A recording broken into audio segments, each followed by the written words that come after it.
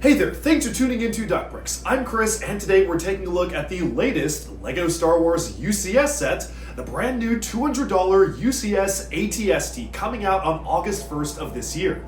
It has been years since the last UCS ATST, with the previous one being 2007, and so much has changed with LEGO since then. So join me for this early look at the brand new UCS ATST.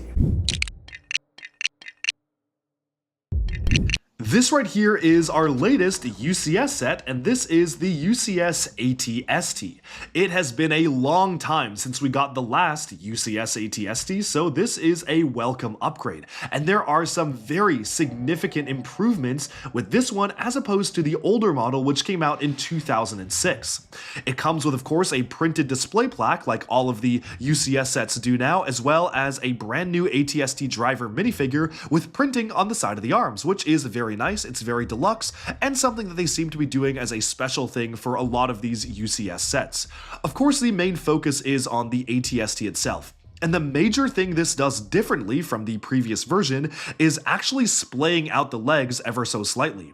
They're utilizing a combination of some relatively new plate elements which have curves on the ends of them to allow the legs to be splayed out, and it looks really good as a final model. It just feels a lot more realistic and alive as a build compared to the older versions of the set, and I actually really appreciate just how much functionality they were able to pack into this thing. The set retails for $200 US and comes with 1,513 pieces, which is actually pretty decent for what it is, especially being a UCS set, and when you compare it to the last one, which had around 1,000 pieces and retailed for $80 back in 2006, the value is absolutely there. I'm going to start by taking a look at the legs and working our way up with this model, as I do with most of these large sculpture models, and you can really see that there's so much intricate detail packed into pretty much every single square inch of this piece. I like how the build for the toe looks. You actually can kind of wiggle it around a little bit, and while there is zero articulation in the legs, I can excuse that because this is a UCS model. It's not really meant to be a play model, so it's alright for this, although I am very much looking forward to LEGO finally, hopefully, making an ATST that actually does have some articulatable functionality that we've seen in the movies, because we've never actually seen an ATST that can articulate to the level of which these machines can walk in the movies themselves. Looking at the legs first, you can notice that there is really intricate detail being used for the tips of the toes, and one of my favorite pieces is that while this doesn't have any mechanical functionality, the way that the legs are built make it look like it does. Pieces are arranged in particular ways, like for instance, this 1x4 tile on the back of the legs there that makes it look like that might be connected to some sort of piston on another part of the leg. And everything does feel like it's built with intention here because, again, it is as screen accurate as possible. As we snake our way up to the rest of the model, you can see some pieces like the paint roller holder pieces, the Sensei Wu staff pieces being used on the side here, as well as even just little bits and pieces of Technic adding in extra layers of detail and granularity to the model. It has a lot of greebling all over the legs, which does feel very in-universe and accurate for what this is supposed to depict.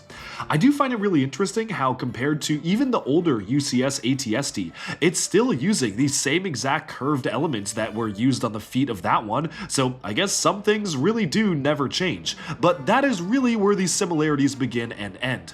Almost everything else about this model has been remarkably improved.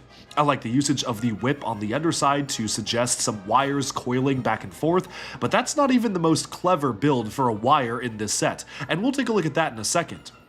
As we move on to the back side of it, it is appropriately detailed with the two vents on the back there. There's really nice detailing as you swing the head back and forth, and you might notice the usage of the new LEGO collectible race car F1 car handlebar pieces that they're using on the underside of the head to act as a very small black wire that is just kind of sticking out from the underneath.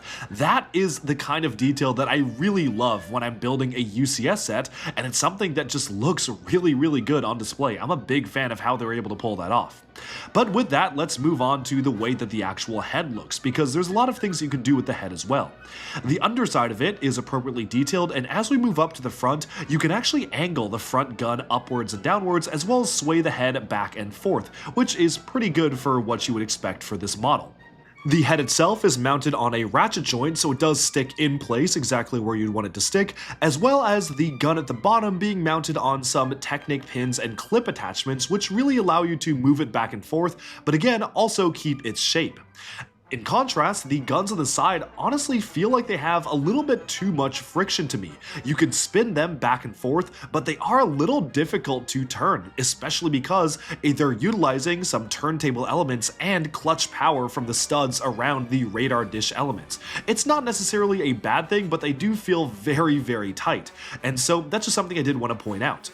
This does have sort of a full interior, and we'll get to that in a second there, with some pretty strange additions on that, but I do want to wrap up by taking a look at the rest of the head here. I think the detailing on the back is quite nice. You've got some vents on the back. The plate detailing for the sides of the almost like cheeks of the AT-ST look great to me as well, and altogether, I do think that this is a very decent representation of what the model is actually supposed to look like. Moving to the top of the model, we have a nice hatch which can open up, and obviously that's meant to be the screen accurate way to open up the hatch here, but of course they do allow you to remove the entire top component and have it swivel upwards to give you access to the interior to be able to enjoy it yourself. This is not minifigure scale by any means. This is a lot larger than what a minifigure scale AT-ST would be, but this is what the inside of the cockpit looks like. One of the strangest design decisions to me was the choice to print the ingot detailing on a sticker and attach that to a 2x3 brown tile. I don't really know why they didn't just brick build like two 1x2 tiles in brown and then a single black ingot. Maybe for stability, but that is a very, very weird choice for the seats. Otherwise though, you can see what the controls look like. There's not that much else to see there, and we can move on to the rest of the model. I was curious about one other thing, and that was if the kind of eye sockets of the AT-ST could be fully closed up by moving these armor pieces around, and they don't unfortunately fully enclose. I feel like that would have needed a slightly more unique mechanism or intricate mechanism to make that function, but they definitely do the job. I think they look totally okay, and they are stable enough for this model, and so I really don't have many complaints about that. Overall, I kind of want to sum up this review by talking a little bit about the value here. This set retails for $200 and comes with 1,513 pieces, making it one of the smaller UCS sets in recent memory. In fact, the second smallest UCS set we have gotten recently has been 230 with the TIE Interceptor, and that one had nearly 2,000 pieces. Compared to that, this doesn't really quite feel like it's worth 200. Maybe 150, 160, at tops 170, but honestly, for 1,513 pieces, I personally would have been a lot happier if this was just a little bit cheaper. I could even see them justifying 180 because it is a UCS set, but it just feels so much smaller than almost every other UCS set we have gotten in recent history. The only comparable one was maybe the A-Wing from 2020, which had 1,600 pieces and also retailed for $200, but even then, for whatever reason, that model did feel more substantial and larger to play with than this one.